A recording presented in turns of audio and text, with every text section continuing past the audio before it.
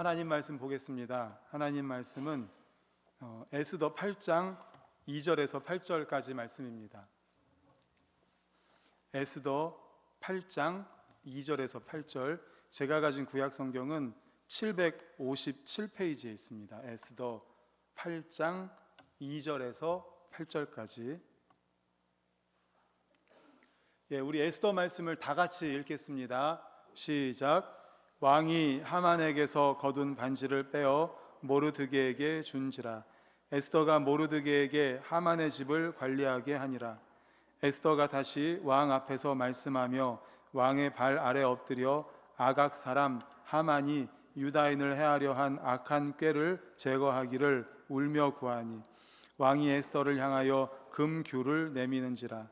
에스더가 일어나 왕 앞에 서서 이르되 왕이 만일 즐거워하시며 내가 왕의 목전에 은혜를 입었고 또 왕이 이 일을 좋게 여기시며 나를 좋게 보실진대 조서를 내리사 아각 사람 함무다다의 아들 하만이 왕의 각 지방에 있는 유다인을 진멸하려고 꾀하고 쓴 조서를 철회하소서. 내가 어찌 내 민족이 화당함을 참아보며 내 친척의 멸망함을 참아보리이까 하니 아하수에로 왕이 왕후 에스더와 유다인 모르드게에게 이르되 하만이 유다인을 살해하려 함으로 나무에 매달렸고 내가 그 집을 에스더에게 주었으니 너희는 왕의 명의로 유다인에게 조서를 뜻대로 쓰고 왕의 반지로 인을 칠지어다. 왕의 이름을 쓰고 왕의 반지로 인친 조서는 누구든지 철회할 수 없음이니라 하니라. 아멘. 할렐루야. 아멘. 옆에 분들과 인사할까요? 전도하면 형통합니다. 하이파이브 하면서 인사하겠습니다. 전도하면 형통합니다. 전도하면 형통합니다. 할렐루야. 전도하면 형통합니다. 저하고도 인사할까요? 전도하면 형통합니다. 할렐루야. 아멘. 네, 감사합니다. 오늘은 이 본문으로 전화위복의 은혜라는 제목의 말씀으로 함께 은혜를 나누고자 합니다. 다 같이 읽어볼까요? 시작. 전화위복의 은혜. 전화위복이 뭐죠? 화가 변해서 복이 되었다. 화를 당할 것 같았는데 그 화가 변해서 복이 되었다는 것을 이제 전화위복이라고 하죠. 오늘 말씀을 통해서 이 말씀에 누가 전화위복의 은혜를 받았는지를 함께 살펴보겠습니다. 우리 2절을 화면 보고 다시 읽겠습니다. 2절 시작. 왕이 하만에게서 거둔 반지를 빼어 모르드게에게 준지라. 에스더가 모르드게에게 하만의 집을 관리하게 하니라. 아멘. 왕이 하만에게서 반지를 뺏어서 그 반지를 모르드게에게 주었다고 합니다. 그리고 이제 에스더가 모르드게에게 하만의 집을 관리하게 했다. 모르드게가 하만의 집을 관리하게 했다라는 것입니다. 하만이 누렸던 영예가 이제 모르드게에게 옮겨졌음을 의미합니다. 즉 하만이 자랑하던 세상의 부귀 영화는 하루아침에 그의 생명과 함께 사라져 버린 것입니다. 또한 반지를 모르드게에게 주었다는 것은 아하수에로가 하만을 대신하여 모르드게로 하여금 총리 역할을 하게 했다는 거죠. 이제 2인자로 하만이 2인자였는데 국무총리였는데 하만이 아니라 이제 반지를 빼어서 모르드게에게 주었다는 것은 모르드게를 2인자로 국무총리로 세웠다라는 것입니다. 이것은 사람들의 보편적인 상식이나 예상을 뒤엎는 놀라운 일입니다. 사실 하루 전까지만 해도 모르드게는 죽을 운명이었습니다. 모르드게와 모든 유다인들은 죽을 운명이었습니다. 하만의 처형 음모로 말미암아서 목숨이 경각에 달려 있었죠. 모르드게가 하만한테 절을 하지 않는다고 해서 하만이 악한 꾀를 냈죠. 그래서 하만과 모든 유다인을 죽이려고 했습니다. 그랬는데 에스더가 죽으면 죽으리이다 하고 이제 3일을 금식하고 모든 이스라엘 백성들에게도 3일 금식하게 한 뒤에 왕 앞에 나아갔을 때 이제 왕이 금규를 들어서 이리 와라, 너의 소원이 무엇이냐 했을 때 왕 에스더가 어떻게 했어요? 잔치를 베풀 테니까 하만과 함께 오십시오. 알겠다. 갔어요. 너의 소원이 무엇이냐? 나라에도 절반이라도 주겠다 했는데 또 얘기하는 겁니다. 내일 잔치를 베풀 테니까 내일 하만과 오십시오.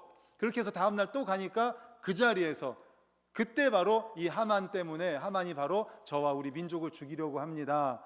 그래서 결국은 하만이 죽게 되죠. 모르드게를 장대에 달아서 매달아 죽이려고 했던 그 장대에 오히려 하만이 달아서 죽게 됩니다. 달려서 죽게 됩니다.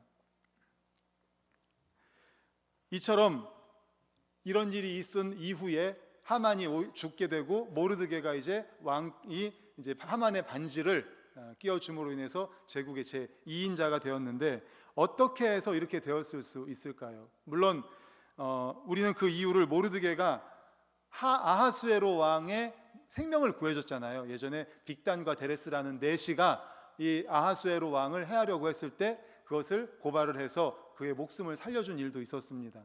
또 에스더가, 그의 왕후인 에스더가 그의 오빠라는 점, 사촌 오빠였던 점 등에서 국무총리가 될 수도 있죠. 하지만 그것만이 이 모든 이유라고 볼 수는 없습니다. 그것은 무엇입니까? 그렇다면 어떤 것이 결정적인 역할을 했을까요? 그것은 바로 하만으로 말미암은 위기 때문입니다. 하만으로 말미암은 위기. 만일 하만이 모르드게와 유대인을 죽이려고 하지 않았다면, 모르드게를 죽이려고 하지 않았다면 어떻게 되었을까요? 그렇다면 모르드게는 아마 그 빅단과 데레스의 내시의 음모를 고발한 것 때문에 아마 뭐 상을 받았다든지 관직이 올라갔다든지 뭔가 조금은 보상을 받았을 것입니다. 그리고 하만도 모르드게를 죽이려고 하지 않았다면, 그냥 국무총리를 뭐 특별한 일이 없었다면 국무총리를 그대로 유지할 수 있었을 거예요. 그런데 하만은 자신의 개인적인 감정 때문에 모르드게와 유대인을 다 진멸하려고 했습니다. 그로 말미암아서 에스더와 모르드게는 하나님께 3일 동안 금식하면서 적극적으로 대처하는 과정에서 이제 하만의 악함이 드러나게 된 거죠. 그럼으로써 왕의 진노를 사서 결국 처형되었고, 그 결과 모르드게가 하만을 대신해서 국무총리가 된 것입니다. 그렇습니다. 바로 이게 전화위복 아닙니까? 하만으로 인해서 모르드게는 죽을 운명이었습니다. 그런데 하나님께서 완전히 그 화를 바꿔서 복이 되게 하신 거죠. 오히려 하만의 악함이 드러나서 하만이 죽고 오히려 모르드게가 국무총리의 자리가 올라왔으니까 이게 전화위복 아니겠습니까? 물론 이렇게 화를 바꾸어 복이 되게 하신 것은 하나님의 크신 뜻이었습니다. 하나님은 어떤 자에게요? 하나님을 경외하는 자에게, 하나님을 경외하는 모르드게에게 임한 화를 바꾸어서 복으로 만든 줄로 믿으시기를 간절히 축원합니다. 전화위복, 화를 바꾸어서 복으로 바꿔주시는 하나님의 은혜였던 거죠. 그런데 이런 전화위복의 은혜는 모르드게에게만 있는 것일까요? 그렇지 않습니다. 전화위복의 은혜는 하나님을 경외하는 모든 성도들에게, 하나님을 경외하는 모든 성도들에게 임하는 복입니다. 우리가 이 세상을 살아가다 보면 원치 않게 화를 당할 때가 있습니다. 또 위기를 만날 때가 있습니다. 그것은 공중 권세 잡은 사단이 우리 성도들을 해하려고 하기 때문입니다. 그러나 하나님은 그러한 위기나 화가 그대로 성도에게 미치도록 내버려 두지 않습니다.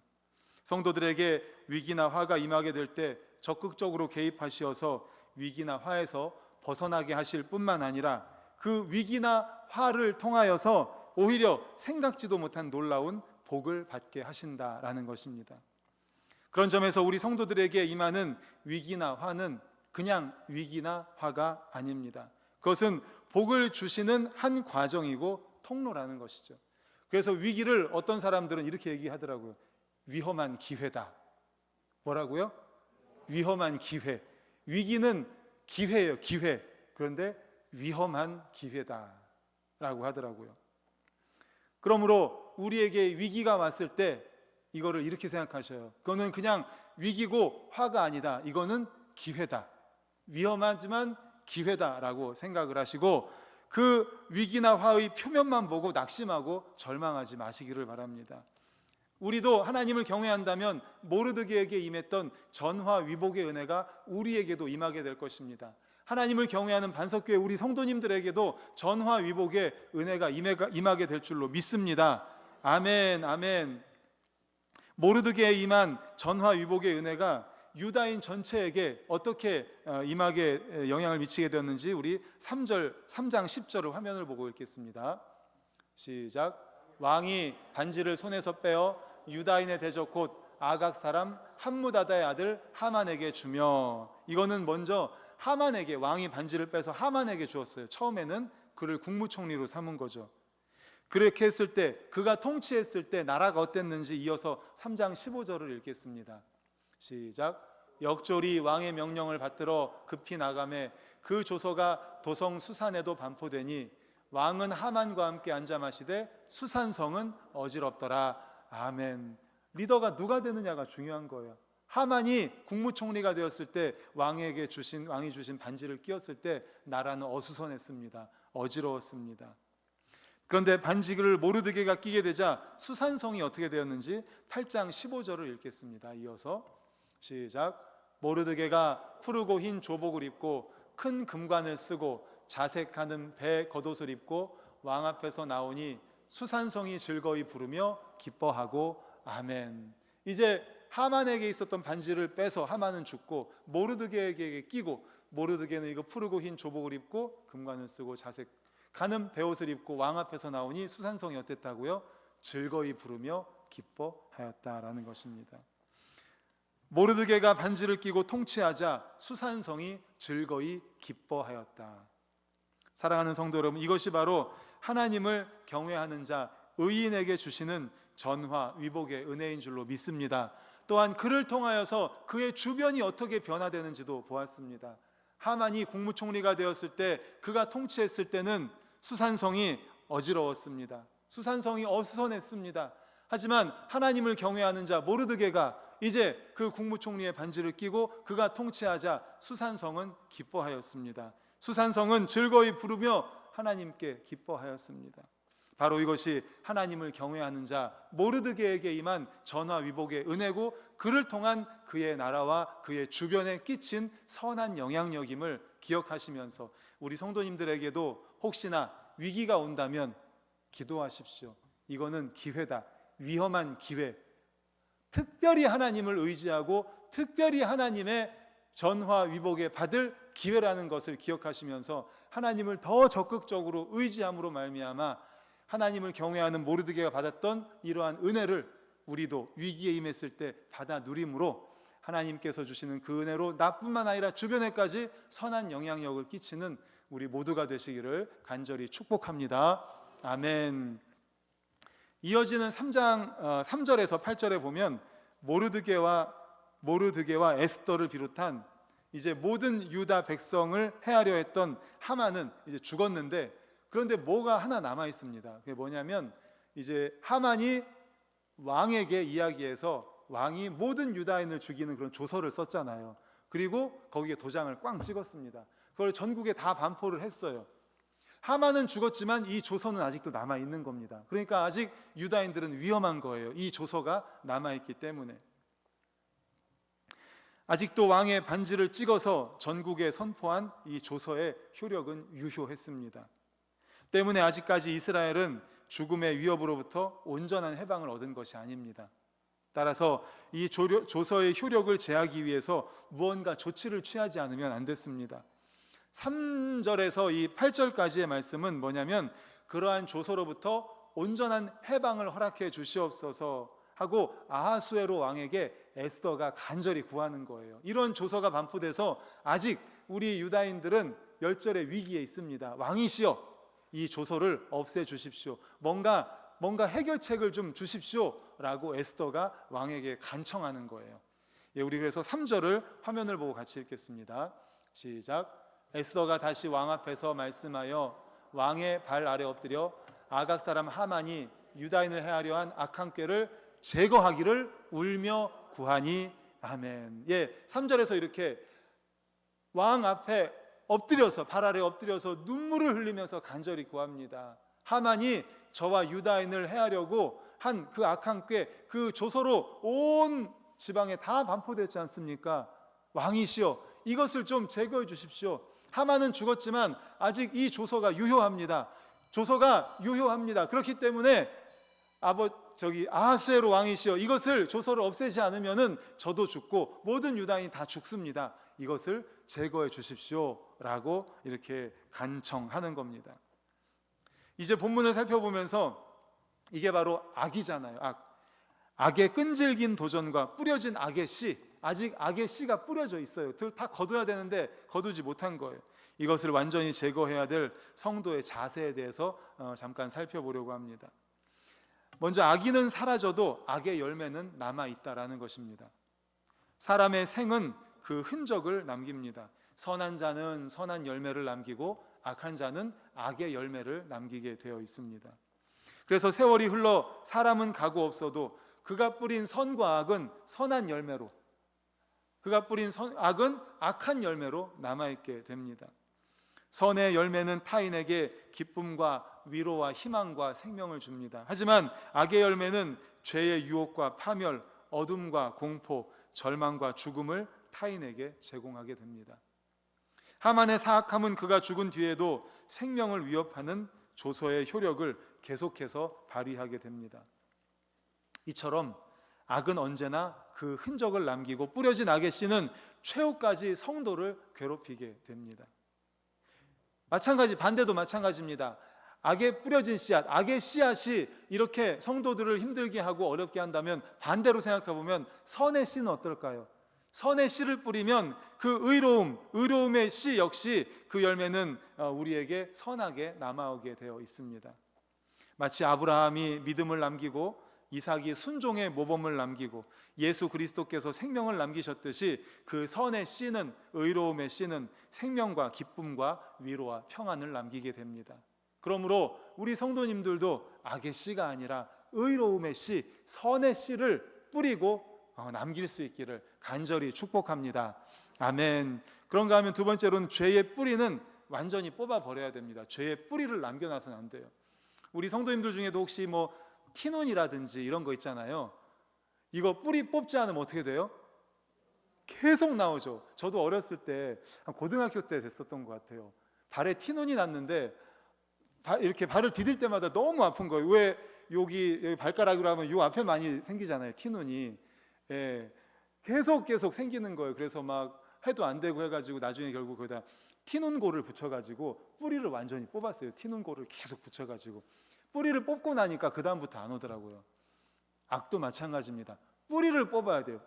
뿌리를 뽑지 않고 조금이라도 남겨놓으면 점점 자랍니다. 티눈처럼 점점 자라요. 그래서 죄의 뿌리, 악의 뿌리는 완전히 뽑아버려야 돼요. 에스더가 눈물을 흘리며 간절히 아랬던 게 바로 이겁니다. 그 악한 하만이 뿌린 씨앗, 악의 씨앗이 그 조서가 아직도 있었던 거예요. 완전히 제거해야 되는 거예요. 우리 주님께서 겟세마네 동산에서 땀방울이 핏방울이 되도록 그렇게 하나님께 아뢰었던 것도 바로 이것 때문입니다.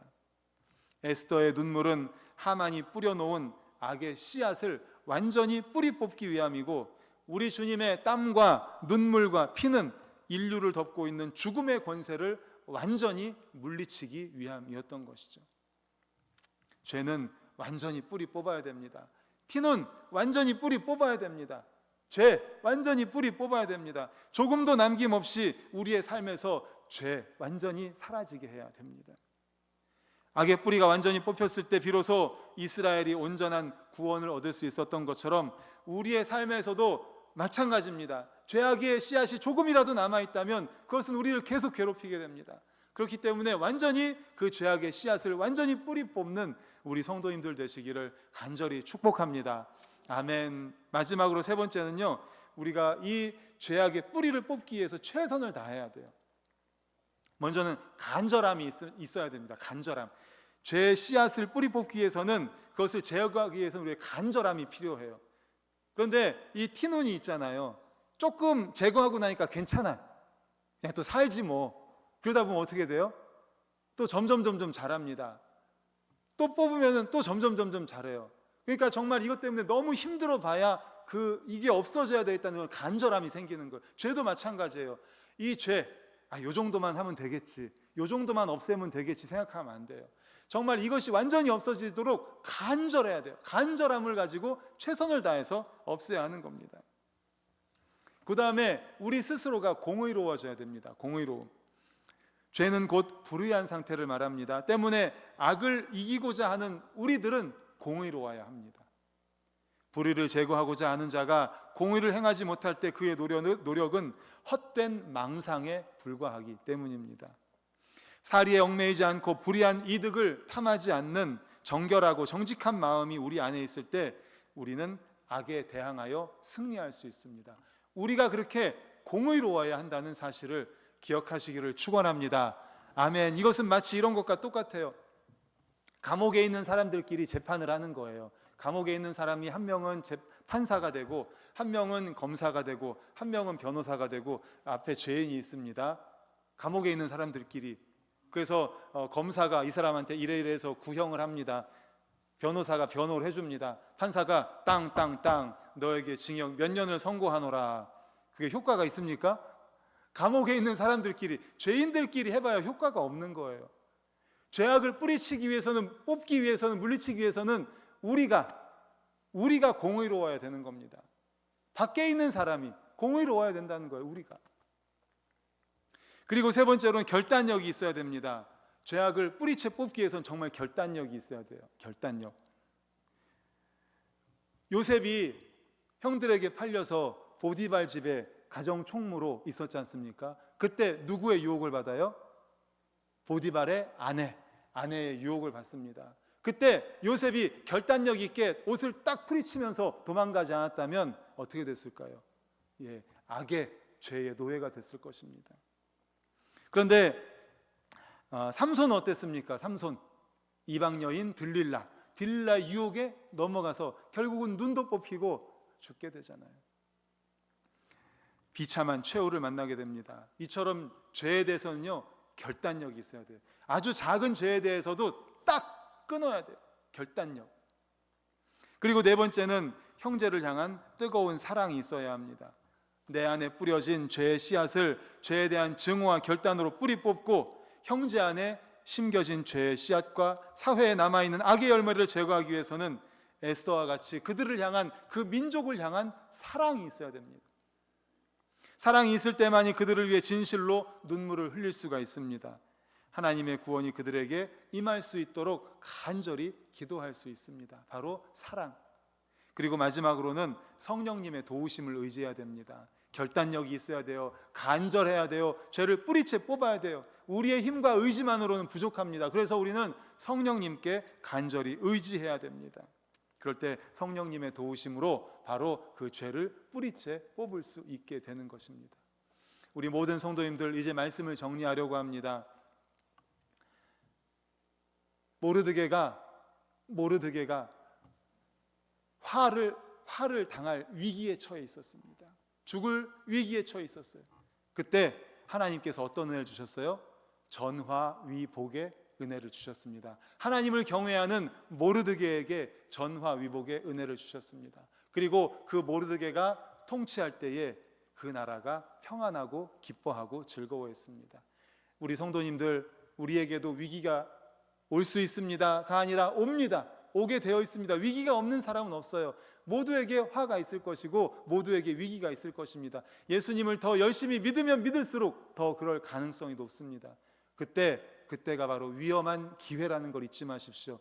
하나님의 은혜를 받을 수 있는 기회라는 걸 잊지 마시고 더 하나님을 의지할 수 있기를 간절히 축복합니다.